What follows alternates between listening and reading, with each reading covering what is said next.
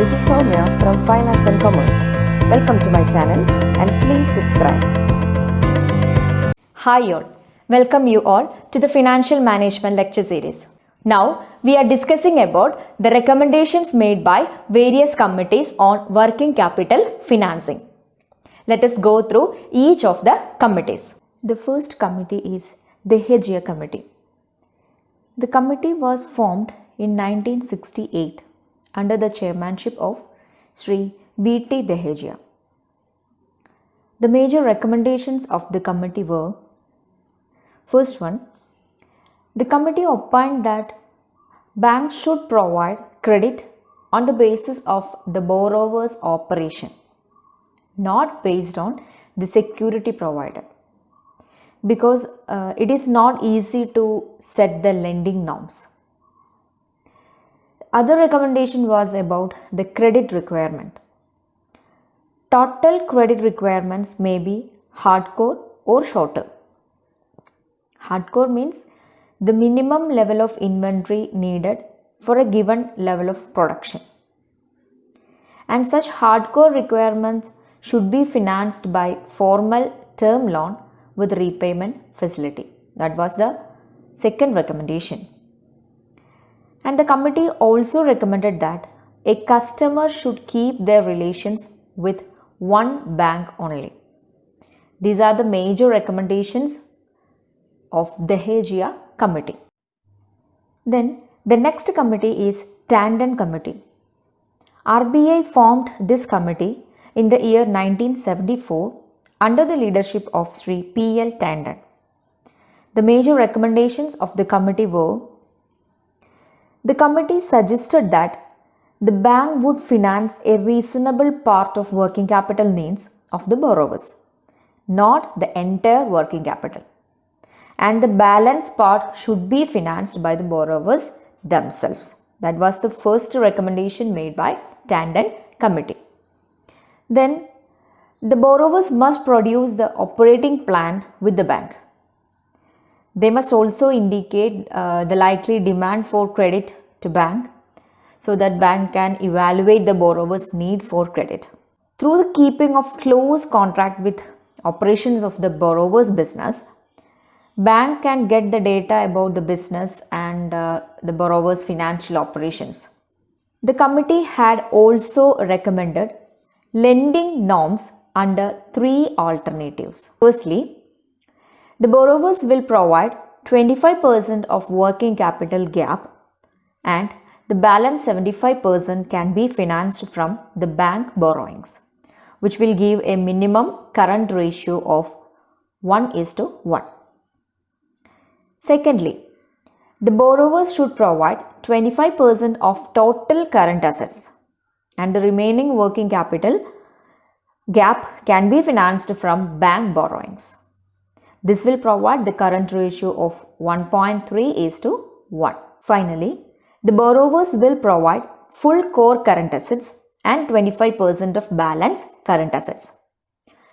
The balance working capital gap can be financed from bank borrowings. It will strengthen the current ratio more than the previous norms. These are the major recommendations by Tandon Committee. The next committee is Chor Committee. RBI formed this committee in 1979 and appointed Sri K.B. Chor as the chairman. The major recommendations of the committee were: when the business cannot provide sufficient funds as per its requirement immediately, they would be provided working capital term loan and that should be repaid in installments within a maximum period of 5 years. And here the rate of interest would be higher than the usual rate. That was the first recommendation. Then banks must be careful about the request made by borrower for temporary limits in excess of sanctioned limit for meeting unforeseen contingencies. Such temporary limits should be allowed for predetermined short durations, and here an additional interest of 1% per annum above normal rate should be charged. To verify the viability of borrowers and to assess their actual credit need, regular periodical reviews of credit limits is necessary. So, the committee recommended that borrowers are required to submit their quarterly statements if their limit exceeds rupees 50 lakhs. These are the major recommendations made by Shore Committee. The next committee is Marathe Committee. RBI appointed a committee under the chairmanship of Sri S.S. Marathe in 1982 and the report was submitted in 1983. The major recommendations of the committee were based on the analysis of Credit Authorization Scheme (CAS). The committee suggested that Credit Authorization Scheme, that is CAS, would be considered as a regulatory measure as well as to improve the quality of bank lending. It is also stated that banks should be given discretion to grant credit without prior authorization of RBI if some conditions are satisfied. The conditions were estimates about production, sales, current assets and liabilities are reasonable in terms of past trends. Then the classification of assets and liabilities are as per RBI norms. Estimated current ratio must not be less than 1.33:1. Borrower has submitted quarterly statement for the past 6 months within the prescribed time limit and promises to do the same in future also. And bank is required to review the borrower's facilities and examine the need of further credit. These are the requirements in order to get CAS credit without the authorization of RBI. These are the major recommendations made by Marathe Committee. Then the next committee is Chakravarti Committee. RBI constituted this committee in 1985 and the chairman was Sri Sukhamoy Chakravarti.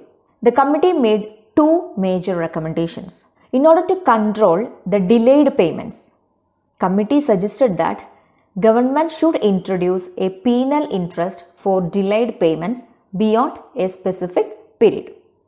And such interest rate should be fixed at 2% above the minimum lending rate.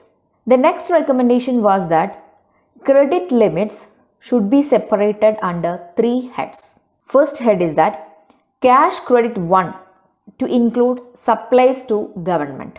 Second one is cash credit 2 to cover special contingencies. And third one is that normal working capital limit to cover balance credit facilities, which are to be charged as maximum prevailing lending rate for cash credit portion, 2% below basic lending rate for bill finance portion. And for loan portion, the rate may vary between the maximum and minimum lending rate. These are the major recommendations made by Chakravarti Committee. The last committee is Kannan Committee. Indian Banks Association (IBA) constituted a committee headed by Sri K. Kannan, the chairman of Bank of Baroda, to examine maximum permissible bank finance. The committee submitted the report in 1997 and the major recommendations were: each bank should be given freedom to evolve its own system of working capital finance for a faster credit delivery. Then, line of credit system must be executed in place of existing system of credit assessment, because banks should lay down transparent credit policies. And the turnover method may continue to be used as a tool to assess the requirements of small borrowers, and banks may adopt cash budgeting system to assess the working capital finance for large borrowers. These are the major recommendations made by Kannan Committee. So, these are the major committees related to working capital financing. Let us discuss more about working capital in the upcoming videos. Thank you. So, hope you like this video, and if you do, please subscribe and turn on notification by hitting that bell icon. Thanks a lot for watching. See you. Take care.